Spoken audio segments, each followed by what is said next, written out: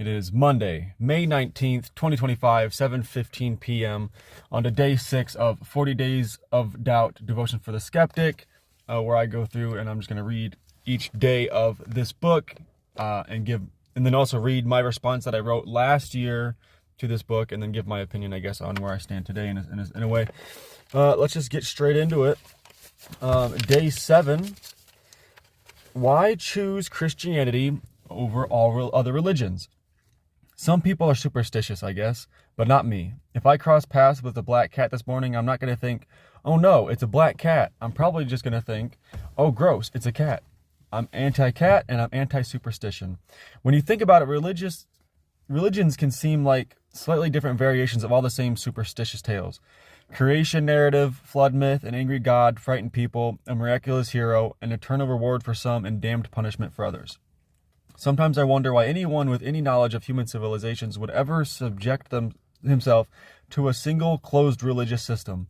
What makes one religion right and all the others wrong? If you've ever wondered the same, I think you're in good company, because Jesus also spent a lot of time deconstructing organized religion. He criticized preachers for praying long, elaborate prayers, see Matthew 6:5, condemned religious elites for using the Bible to manipulate ordinary folks, see Mark 3:1-6, hated hypocrisy of corrupt priests, see Matthew 23:13-14, despised the assumptions made by religious leaders about who will be in heaven and who is deserving of hell, see Luke 14:15-24, and even got crazy violent when he saw how the gatekeepers of organized religion made the sanctuary a marketplace where winners and losers were determined by the financial value of their offerings. See Matthew 21:12-17. Jesus was determined to put religion in its place by setting the record straight about the Bible. The Bible is not just another religious book. It holds some major distinctions that deserve genuine consideration. Obviously, there is plenty of religion in the Bible, but within the text, there's also a clear distinction and movement towards something called gospel. And gospel is not religion.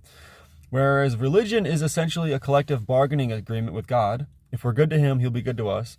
Gospel is essentially a free gift. God is already satisfied with us, so in response to His great love, we want to satisfy Him all the more. Many people tend to think of the gospel as merely the Christian version of religion, but that is not the case. Whatever ill will you might feel towards religion, Jesus felt it even more. If religious people have judged or punished you in some way, I promise they have judged and punished Jesus even more. I believe He endured the scrutiny and shame of religious judgment to tear the veil off of religion to show the world once and for all the true face of God. The gods of religion say, my love is based on your devotion. But the one true God says, regardless of your devotion or lack of devotion, I love you the same. How radical is the love of God? He loves Osama bin Laden and Mother Teresa the same. He loves Hillary Clinton and Donald Trump the same. He loves the Beatles and Nickelback the same. He loves cats as much as dogs. If that doesn't prove the extravagance of God's love, I don't know what will. How can such great love exist? Why is love reserved only for the lovable?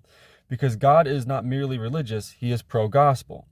Jesus would never coerce you to submit to His religion so that you can be accepted into heaven instead of hell one day. He simply invites you to follow Him because in His eyes, you're already accepted today. That's day 6, and then my response is, Jesus deconstructed and criticized other religions for the same things that would quickly infest Christianity as well. All He did was denounce problems that all religions share, including His own, and generalize His message of acceptance, either intentionally or inadvertently, making it more infectious. What great love! How much? Measure. The more ill will Jesus felt towards religion, the more of a hypocrite he was. Jesus and his anti-religion tirade sounds good, sounds like he's only made the major mistake of thinking there is a God. God loves us the same?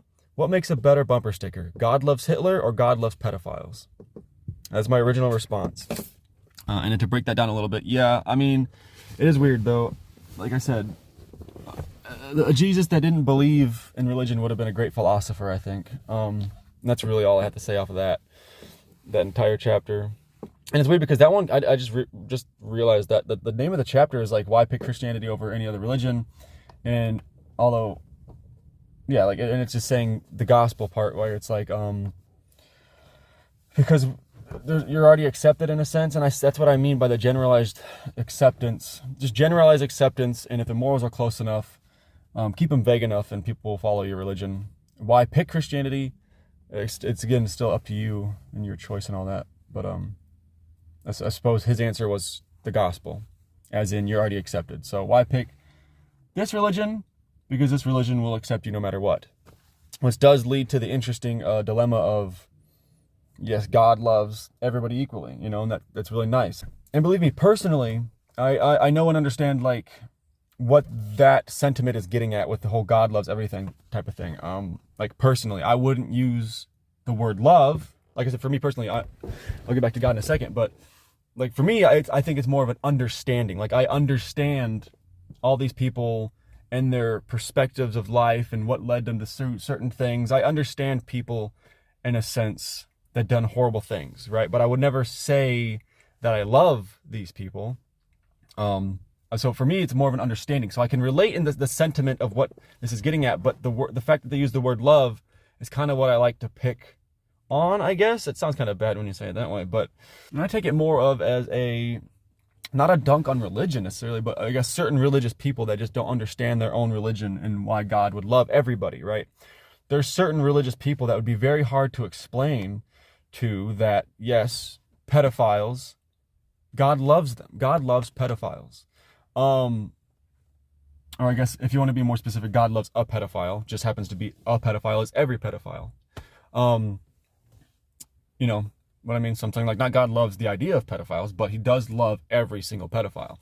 God does love Hitler. God loves Osama bin Laden, as the author wrote. You know, and it's less of a dunk on religion and why they would say that. I think it's more of I guess a lot of Christians don't really understand what that means. So I say that stuff to kind of just get them to think a bit, you know? So if you're a Christian and you've ever been, I guess not even, yeah, no, I guess Christian, because Christian has the gospel and that's all loving and forgiving, I guess. If you're a Christian and you have a family member that's been murdered, if you have kids that have been murdered or kids that have been raped or you yourself have been raped, God loves that perpetrator, that assailant, the person who's assaulted you. God loves that person. And I think that's a good thought process on like understanding that, I suppose. And it does sound, it's a very good gotcha type of thing. It's not necessarily a gotcha like, your religion's wrong. It's more of a in your face, very immediately guttural reaction when you hear, yes, God loves the person that's raped you, or God loves the person that murdered your mother, you know, or God loves the person that murdered your child. That's what it's supposed to do, at least when I use it in that sense, which I don't use it, but I'm saying in that sense of this video, I suppose, me using it is to kind of get that guttural reaction out of you so you can really face what that means when God loves all. So when you say God loves everybody, it's not just oh, that's so nice that he loves this person who's homeless. It's an understanding of God loves everyone, right? If you're going to say God loves everybody, then God loves everyone. The person who organized concentration camps in World War II, God loves that person. Yeah. And I understand the meaning behind it. Like I said, it's not that God won't punish you. And that's not that God won't be disappointed in you. It is that God, deep down inside, loves Adolf Hitler. And I guess the point of me saying stuff like that is to bring out that feeling in somebody who believes in, I guess, the gospel. And if you're okay with that, then I guess you are a good practicing Christian. And if you are like disputing that in any sense, I guess, then I'm not saying you're a bad Christian. I'm just saying maybe you haven't quite made it there yet. And whether you agree with me or disagree with me, always question why.